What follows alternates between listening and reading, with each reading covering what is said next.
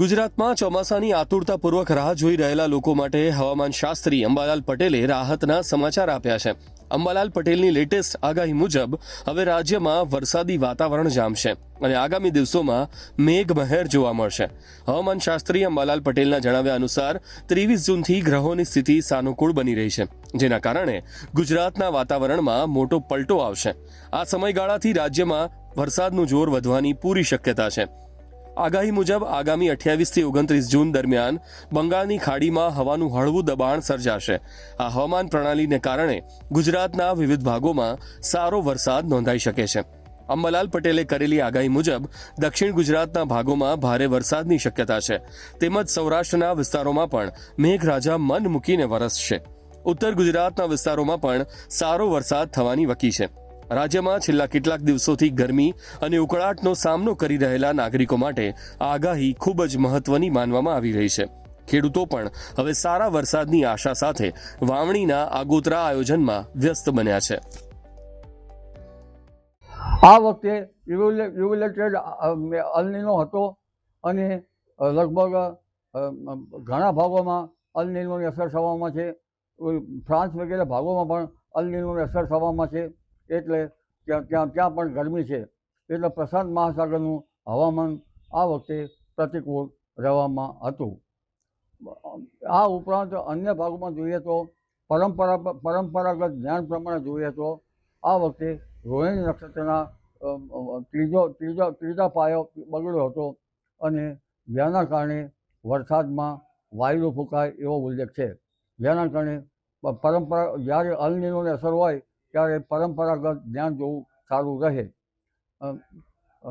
એટલે કેટલાક જાણ્યા અજાણ્યા બળોના કારણે આધુનિક જ્ઞાન પ્રમાણે જોતાં પણ આ વખતે વરસાદની કંઈક ને કંઈક મોકળ તો હતી, જેથી વરસાદ લેટ થવામાં હતો.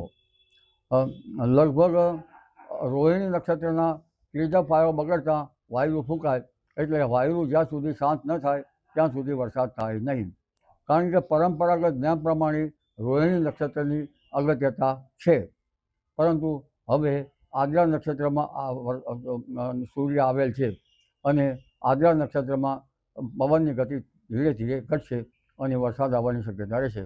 લગભગ બુધ, ગુરુ અને શુક્ર ગ્રહ હવે એની અસરો થશે. ખાસ કરીને વરસાદ ઉપર જો ગ્રહોની અસરો જોઈએ તો ઇનર પ્લેનેટ બુધ અને શુક્રની અસરો થતી હોય છે.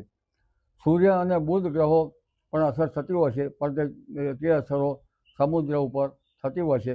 એટલે તેના કારણે સમુદ્રમાં હળવા દબાણો બનતા હોય છે. બુધ, ગુરુ, શુક્રમાં જળચર રાશિ કર્કમાં આવતા વરસાદની સ્થિતિ ઉજ્જવળ થઈ હતી અને રોહિણી નક્ષત્ર બગડ્યું હતું, એટલે વાયુ ફૂંકાતું હતું. પણ હવે ધીરે ધીરે તારીખ 23થી 26માં વરસાદ આવવાની શક્યતા રહેશે. ગ્રહો લગભગ ક્રાંતિવાન દક્ષિણ ગુજરાતના ભાગોમાં અને દક્ષિણ ભારતના ભાગોમાં હતા. 22મી તારીખ પર જોતાં સમુદ્ર પણ લગભગ સક્રિય થયો હતો. આ ઉપરાંત હવે ભારે પવનો ફૂંકાય, સમુદ્રમાં કરંટ જોવા પણ મળે અને ચોમાસું લગભગ આગળ વધતું જોવા મળે. પરંતુ ખાસ કરીને ગ્રહોની ગતિવિધિ જુલાઈ માસમાં સારી થવાની શક્યતા રહેશે. એટલે જુલાઈ માસમાં ઇનર પ્લેનેટ સાથે લગભગ હવે ઇનર પ્લેનેટ સાથે ગુરુ પણ આવશે. ગુરુ છે એ ઉષ્ણ છે, તેની ગતિવિધિ કંઈક ઉષ્ણતા પેદા કરવાની છે અને અલ નીનોની અસર પણ છે. એટલે આ વખતે અને સૂર્યની ક્રાંતિ 21 જૂન સુધીમાં વધવામાં હતી, એટલે ગરમી પણ હતી. મૃગશિર નક્ષત્રમાં જ્યારે રોહિણી નક્ષત્ર બગડે છે ત્યાર પછી મૃગશિર નક્ષત્ર આવે છે. મૃગશિર નક્ષત્રમાં પવન ફૂંકાતો હોય છે અને આ પવનની ગતિ પણ જરૂરી છે. કારણ કે પવનની ગતિ હોય અને આ વખતે સમુદ્રમાં પણ પવનની ફેરબદલી થતાં ઊંચા મોજા ઉછળતા હોય છે. એટલે હવે સમુદ્રની પરિસ્થિતિ ધીરે ધીરે રફ બનવાની શક્યતા રહેશે, ઊંચા મોજા ઉછળવાની શક્યતા રહેશે. પરંતુ કરંટ પણ જોવા મળશે. એટલે હવે હાલમાં તો વરસાદ થવાની શક્યતા રહેશે. આદ્રા નક્ષત્રનો કેટલોક વરસાદ દક્ષિણ ગુજરાતના ભાગો, દક્ષિણ સૌરાષ્ટ્રના ભાગો અને ઉત્તર મધ્ય ગુજરાતના ભાગોમાં તો હળવો વરસાદ કે ઝાપટા થવાની શક્યતા રહે છે, પરંતુ દક્ષિણ ગુજરાત અને સૌરાષ્ટ્રના ભાગોમાં સારો વરસાદ થવાની શક્યતા રહે છે. 29 જૂન પછી જળચર રાશિમાં ગ્રહો આવે છે અને આધુનિક જ્ઞાન પ્રમાણે જોઈએ તો હવાના દબાણો બંગાળ ઉપસાગરમાં 27-28 તારીખમાં થવાની શક્યતા રહે છે. બંગાળ ઉપસાગરની શાખા અને અરબી સમુદ્રની શાખા સાથે ચાલે તો સારો વરસાદ આવવાની શક્યતા રહે, પણ આ સાથે ચાલતી નથી.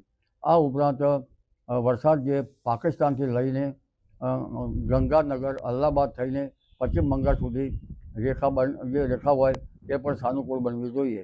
આ વખતે 25 વિક્ષોભ એક પછી એક વધારે આવ્યા છે. ગંગા જમુનાના મેદાનો તપ્યા નથી. 25મી વિક્ષોભ જ્યારે આવતા હોય ત્યારે વરસાદમાં કંઈક ને કંઈક મુશ્કેલીઓ આવતી હોય છે. આ 25 વિક્ષોભ આવવાનું મુખ્ય કારણ કેટલાક જાણ્યા અજાણ્યા બળોના કારણે આવ્યા છે, જે સંશોધનનો વિષય છે. જો 25 વિક્ષોભ ના આવ્યા હોય તો ચોમાસામાં ગંગા જમુનાના મેદાનો તપ્યા હોત અને વરસાદ સારો થયો હોત. એટલે હવે ધીરે ધીરે 29 જૂનથી 7મી જુલાઈ વચ્ચે ગ્રહો સાનુકૂળ છે, નક્ષત્રમાં પણ સાનુકૂળતા છે. એટલે સૌરાષ્ટ્રના ભાગોમાં વરસાદ સારો આવશે, ગુજરાતના અન્ય ભાગોમાં પણ વરસાદ સારો આવવાની શક્યતા રહે છે. ઉત્તર ગુજરાતના ભાગો, મધ્ય ગુજરાતના ભાગો, પૂર્વ ગુજરાતના ભાગોમાં વરસાદ આવવાની શક્યતા રહે છે. દક્ષિણ ગુજરાતના કેટલાક ભાગમાં ભારેથી અતિભારે વરસાદ થવાની શક્યતા છે. કેટલાક ભાગમાં પૂરની સ્થિતિ સર્જાઈ શકે. આ ઉપરાંત દક્ષિણ સૌરાષ્ટ્રના ભાગોમાં પણ કેટલાક ભાગોમાં ભારે વરસાદ આવવાની શક્યતા રહે છે. સૌરાષ્ટ્રના ઘણા ભાગોમાં વરસાદ આવવાની શક્યતા રહે છે. અને ઉત્તર ગુજરાતના કેટલાક ભાગોમાં તો લગભગ પૂર્વ ગુજરાતના ભાગો, મહીસાગરના ભાગો અને ઉપરાંત ઉત્તર ગુજરાતના કેટલાક ભાગો, સાબરકાંઠાના કેટલાક ભાગમાં હળવો, કોઈ ભાગમાં ભારે તો કોઈ ભાગમાં અતિ ભારે વરસાદ થવાની શક્યતા રહે છે. જી.